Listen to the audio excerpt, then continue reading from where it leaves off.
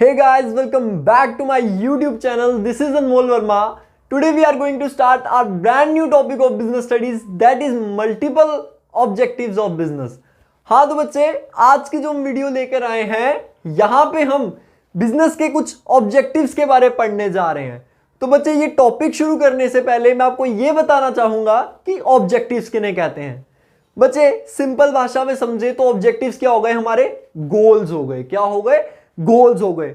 हर business के क्या होते हैं, कुछ गोल्स होते हैं। बिजनेस क्या करता है, कुछ गोल सेट करता है ताकि उसके बाद सारे एफर्ट्स किस तरफ लगाए जा सके, उन गोल्स के प्रति लगा सकें, उन गोल्स को अचीव करने के प्रति हम सारे एफर्ट लगा सकें। उन्हीं गोल्स को हम क्या कहते हैं बच्चे, ऑब्जेक्टिव्स कहते हैं। तो बिजनेस के क्या होते हैं, तीन तरह के ऑब्जेक्टिव्स होते हैं। सबके मन में एक ही बात आ रही होगी बच्चे कि एक बिजनेस का क्या ही ऑब्जेक्टिव होगा, पैसा अर्न करना? नहीं बच्चे, बिजनेस के बहुत से क्या होते हैं, ऑब्जेक्टिव्स होते हैं। उन्हीं में से हमारे जो ऑब्जेक्टिव हैं वो तीन तरह के ऑब्जेक्टिव आते हैं। सबसे पहला ऑब्जेक्टिव जो होता है बच्चे, उसे हम कहते हैं इकोनॉमिक ऑब्जेक्टिव। देन आता है बच्चे हमारा सोशल ऑब्जेक्टिव, देन आता है बच्चे ह्यूमन ऑब्जेक्टिव। तो बारी बारी हम तीनों को समझेंगे। जो सबसे पहला हमारा ऑब्जेक्टिव आता है उसे हम कहते हैं इकोनॉमिक ऑब्जेक्टिव।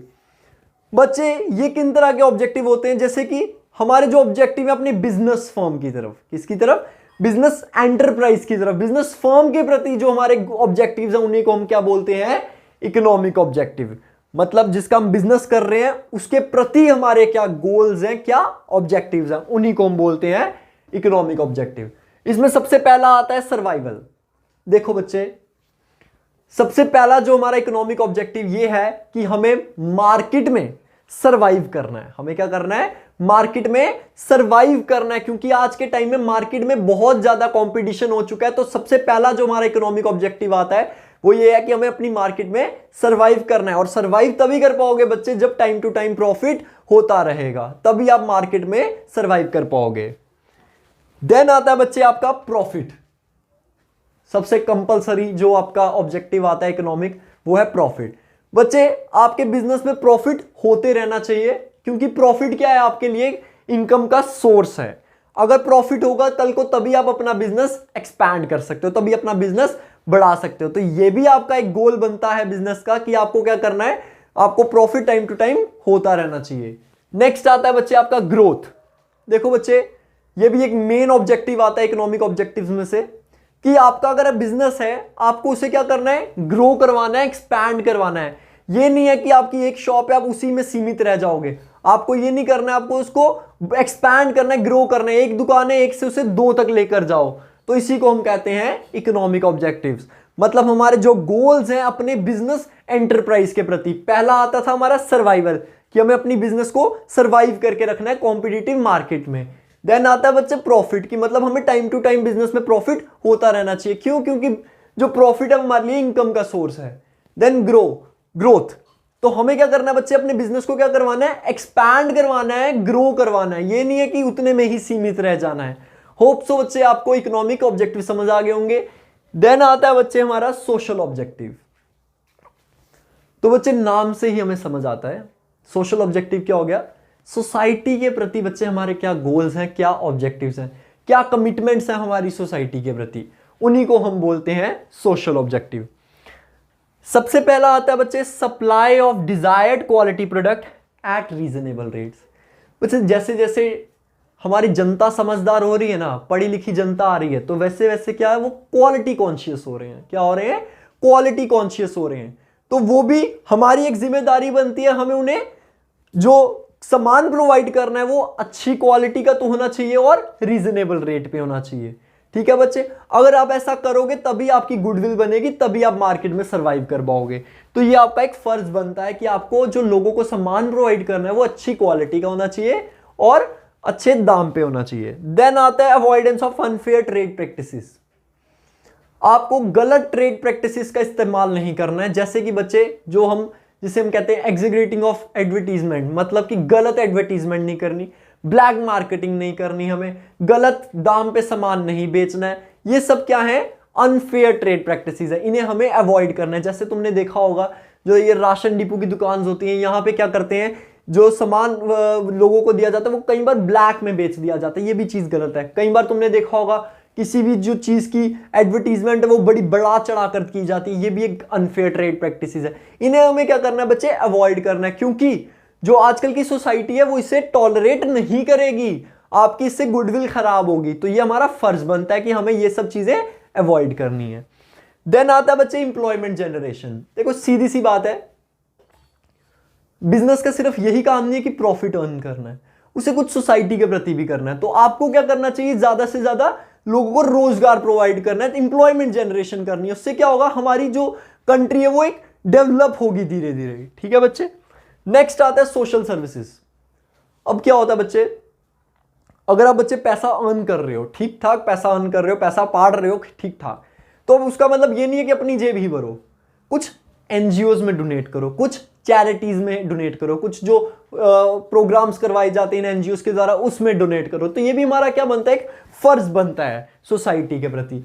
होप सो बच्चे सोशल ऑब्जेक्टिव समझ आ गए होंगे। देन आता है बच्चे ह्यूमन ऑब्जेक्टिव। समझ लेते हैं ह्यूमन ऑब्जेक्टिव किसे कहते हैं बच्चे। हमारे जो गोल्स हैं अपने एम्प्लॉयज के प्रति, क्या हमारे कुछ गोल्स हैं अपने एम्प्लॉयज के प्रति, उसी को बोलते हैं ह्यूमन ऑब्जेक्टिव।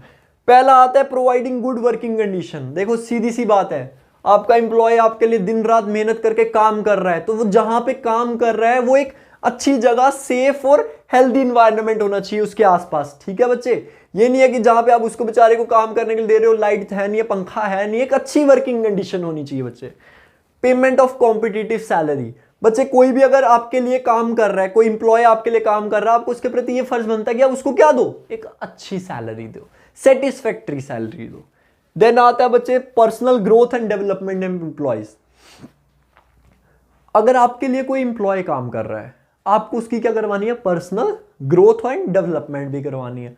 मतलब फॉर एग्जांपल किसी कंपनी में कोई इंप्लॉय काम कर रहा है, कोई नई चीज आ गई, फॉर एग्जांपल कोई पीसी पे ही कोई नया एप्लीकेशन आ गया जो उसे यूज करना नहीं आता, तो उसकी पर्सनल ग्रोथ एंड डेवलपमेंट करवाओ और उसको वो चीज सिखाओ।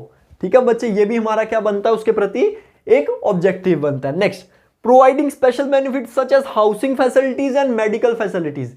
देखो बच्चे, बड़ी बड़ी कंपनीज क्या करती हैं, जो अपने एम्प्लॉयज होते हैं उनको हाउसिंग फैसिलिटीज भी देती है, एंड उनकी जो चिल्ड्रंस हैं, उनके जो बच्चे हैं, उनको फ्री एजुकेशन या फिर मेडिकल सर्विसेज भी प्रोवाइड करती है। ये हमारे क्या है बच्चे, कुछ ऑब्जेक्टिव्स हैं। होप सो बच्चे आपको बिजनेस के जो ऑब्जेक्टिव्स हैं वो समझ आ गए होंगे। हाँ तो बच्चे, अब हम चलते हैं अपने नेक्स्ट टॉपिक की ओर, जिसका नाम है role of profit in the business. कि एक बिजनेस में प्रॉफिट क्या रोल प्ले करता है, आज हम ये टॉपिक पढ़ने जा रहे हैं। तो आइए पहले पॉइंट की ओर चलते हैं और देखते हैं कि क्या कह रहे हैं। Survival. A business and businessman can not survive without earning profit. Profit is a source of income for businessman which become his mean of livelihood. क्या कह रहे हैं बच्चे, कोई भी बिजनेस, कोई भी बिजनेसमैन, ध्यान से समझिएगा, कोई भी बिजनेस और कोई भी बिजनेसमैन सरवाइव नहीं कर सकता जब तक उसके बिजनेस में प्रॉफिट नहीं होगा। बच्चे कोई भी बिजनेस नहीं चल सकता ज्यादा देर तक अगर उसमें प्रॉफिट नहीं होगा। और प्रॉफिट क्या है, एक सोर्स ऑफ इनकम है बिजनेसमैन के लिए। अगर प्रॉफिट होगा बिजनेस में तो वो तभी अपनी जरूरतें पूरी कर पाएगा। एक बिजनेस तभी सरवाइव कर पाएगा जब बिजनेस में प्रॉफिट होगा। होप सो बच्चे पहला पॉइंट समझ आ गया होगा। नेक्स्ट आता है expansion and growth. The business is expanded only when it is earning sufficient amount of profit. When profit is large, a part of it can always be reinvested for expansion. हाँ तो बच्चे क्या कह रहे हैं, एक बिजनेस तभी expand कर पाएगा, एक बिजनेस तभी ग्रो कर पाएगा जब उस बिजनेस में प्रॉफिट होगा।